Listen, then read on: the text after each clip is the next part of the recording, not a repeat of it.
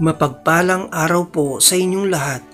Ngayon po ay araw ng Martes, ika-25 ng Hunyo. Pakinggan po natin ngayon ang mabuting balita ng Panginoon. Unang pagbasa. Pagbasa mula sa ikalawang aklat ng mga hari. Noong mga araw na iyon, nagsugo si Haring Senakirib ng Assyria kay Ezekias at ipinasabi ang ganito: "Huwag mo nang dayain ang iyong sarili na ang Jerusalem ay maliligtas ng pananalig mo sa iyong Diyos. Hindi lingid sa iyo kung paano nilupig ng mga hari ng Assyria ang ibang lupain. Hindi ka rin makaliligtas sa akin."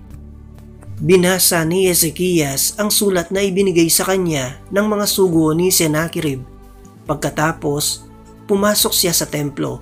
Inilatag sa kanyang harapan ang sulat at nanalangin ng ganito: "Panginoon, Diyos ng Israel na nakaluklok sa trono sa itaas ng kerubin.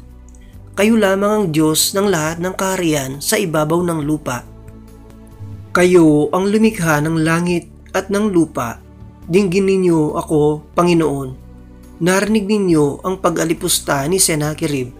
Totoo nga, Panginoon, na marami nang nalupig na bansa ang mga hari ng Assyria.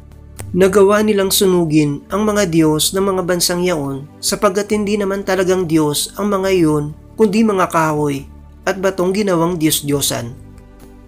Kaya nga, Panginoon, iligtas ninyo kami kay Senakirib para malaman ng buong daigdig na kayo lamang ang tangi at iisang Diyos." Si Isaías ay nagpasugo kay Ezekias at ipinasabi ang ganito: "Ipinasasabi ng Panginoon, ng Diyos ng Israel, na narinig niya ang panalangin mo." Ito naman ang kanyang sinabi tungkol kay Senakirib: "Itinatakwil ka, laging hinahamak ng anak ng Sion, dalagang marilag. Sa iyong likuran ay iiling-iling anak na babae nitong Jerusalem. May natirang magmumula sa Jerusalem, gayon din sa Sion. Ito'y mangyayari dahil sa pagmamalasakit ng Panginoon." Ito naman ang sinasabi ng Panginoon tungkol sa hari ng Assyria: "Hindi siya makapapasok sa lungsod na ito ni makatutudla kahit isang palaso. Hindi niya ito lulusubin ni papaligiran. Kung paano siya dumating, ganoon din siya aalis. Hindi niya masasakop ang lungsod na ito pagkat ito'y ipagtatanggol ko alang-alang sa aking kapakanan at alang-alang kay David na aking lingkod." Nang gabing yaon, pinasok ng anghel ng Panginoon ang kampo ng mga taga-Assyria at napatay niya ang 125,000 kawal. Kaya nagmamadaling umuwi sa Ninibe si Haring Senakirib. Ang salita ng Diyos. Salamat sa Diyos. Salmong tugunan. Lungsod ng Diyos ay matatag dahil sa bigay niyang lakas. Dakila ang poon, dapat papurihan sa lungsod ng Diyos, bundok niyang banal. Ang bundok ng Sion, tahanan ng Diyos, ay dakong mataas na makalulugod. Lungsod ng Diyos ay matatag dahil sa bigay niyang lakas. Bundok sa hilaga, nagalak ang dulot. Sa lahat ng bansa nitong sansinukob.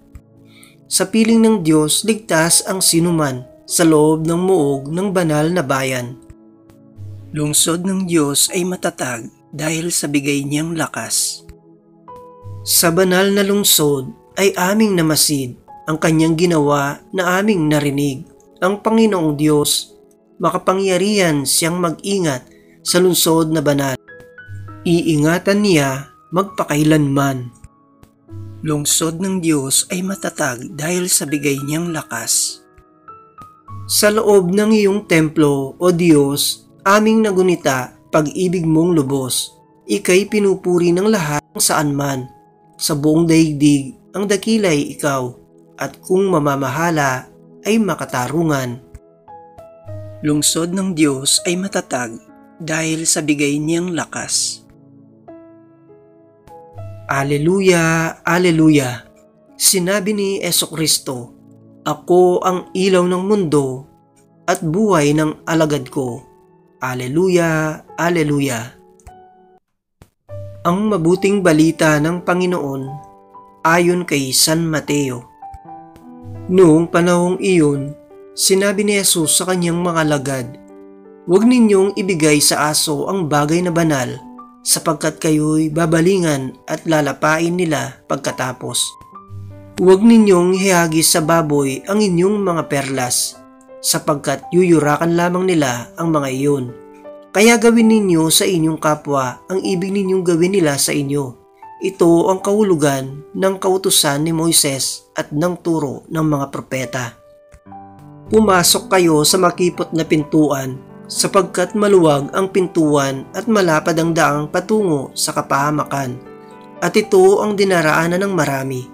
Ngunit makipot ang pintuan at makitid ang daang patungo sa buhay, at kakaunti lang ang makasusumpong niyon." Ang mabuting balita ng Panginoon.